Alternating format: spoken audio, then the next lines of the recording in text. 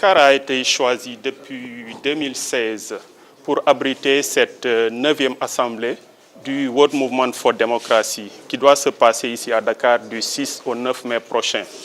En fait, cette assemblée est l'occasion pour les acteurs de la société civile, en fait, le secteur privé, les gouvernements, les hommes politiques, universitaires, journalistes, tous les activistes qui viennent de 100 pays du monde.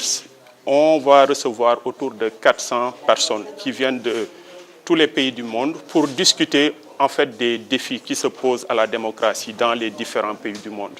Parce qu'en fait, on a constaté que récemment, il y a beaucoup d'attaques de la démocratie. On assiste par exemple à la montée du populisme. En fait, les réseaux sociaux sont utilisés par exemple par les gouvernements pour faire de la propagande.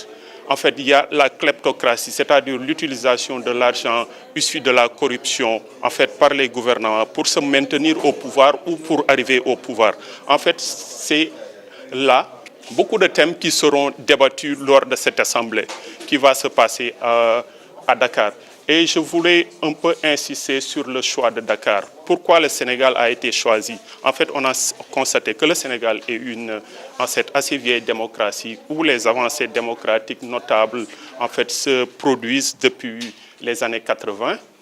Et en fait, on veut aussi célébrer l'Afrique de l'Ouest où on a constaté que récemment, il y a beaucoup de transitions démocratiques vraiment pacifiques qui se produisent en fait, dans le cadre de la Gambie, Nigeria, Burkina Faso, Sierra Leone et Libéria. En fait, c'est toutes ces traditions que nous voulons montrer en exemple au monde pour leur dire qu'il y a des choses à apprendre sur la démocratie africaine.